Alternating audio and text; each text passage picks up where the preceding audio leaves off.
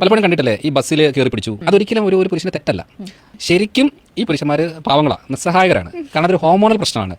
എന്തൊരു ഡിസ്ഗസ്റ്റിംഗ് ആണല്ലേ. ഒരാൾക്ക് എന്തുമാത്രം തരം താഴാൻ പറ്റും. ഇവനെയൊക്കെ ആരാണ് ഡോക്ടർ എന്ന് വിളിക്കുന്നത്? ഇവനെയൊക്കെ കാണാൻ പോകുന്നത് ആരാണ് പേഷ്യൻസ്? എല്ലാം പോട്ടെ, ഈ മണ്ടന്മാർക്കൊക്കെ ഇങ്ങനെ മണ്ടത്തരം വിളമ്പാൻ അവസരങ്ങൾ കൊടുക്കുന്ന സോഷ്യൽ മീഡിയ പ്ലാറ്റ്ഫോം ആരാണ്? ഇവർക്കൊക്കെ ഇൻറ്റഗ്രിറ്റി എന്ന് പറഞ്ഞൊരു സാധനം അവരുടെ ഞരമ്പിൽ കൂടെ ഓടുന്നില്ല എന്നാണ് ഞാൻ ആലോചിക്കുന്നത്. ഹോർമോൺസ് ആണ് പോലും.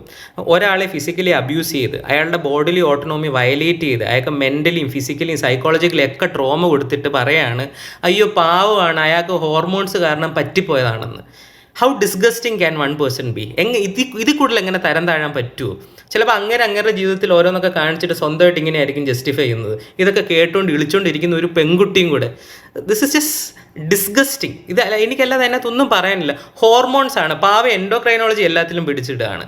ഹോർമോൺസ് ആണ് എല്ലാം ഡിക്റ്റേറ്റ് ചെയ്തിരുന്നത്. നമുക്കൊരു സൊസൈറ്റി ഒന്നും ഉണ്ടാവില്ല, നമുക്കൊരു ലോ ആൻഡ് ഓർഡർ ഉണ്ടാവില്ല, ഹ്യൂമൻ എന്ന് പറയുന്നത് ഹ്യൂമൻസിനൊരു സിവിലൈസേഷൻ പോലും ഉണ്ടാവില്ല. ഹോർമോണൽ കാര്യങ്ങൾ അല്ലെങ്കിൽ ഡിസയർ, അറൗസൽ എന്നൊക്കെ പറയുന്നത് ഉള്ളിൽ നടക്കുന്നതാണ്. നമ്മളതിനോട് എങ്ങനെ റെസ്പോണ്ട് ചെയ്യുന്നു, നമ്മുടെ ബ്രെയിൻ അതിനെ എങ്ങനെ പ്രോസസ്സ് ചെയ്യുന്നു, നമ്മൾ എക്സ്റ്റേണലി അത് എങ്ങനെയാണ് ചെയ്യുന്നു എന്നൊക്കെ ഉള്ളത്, that is what makes a human. ഇതിനിങ്ങനെ ഡിസ്ഗസ്റ്റിംഗ് എക്സ്പ്ലനേഷൻസ് കൊടുത്തിട്ട് പാവങ്ങളാണെന്നൊക്കെ പറഞ്ഞാൽ ചിലപ്പോൾ പുള്ളി ഇതായിരിക്കും സ്ഥിരം ചെയ്തുകൊണ്ടിരിക്കുന്നത്. അതുകൊണ്ടായിരിക്കും പുള്ളിക്ക് അത് ഭയങ്കര പാവത്തരമായിട്ട് തോന്നിയത്. അത് പബ്ലിഷ് ചെയ്യാൻ കുറേ ഔട്ട്ലെറ്റ്സും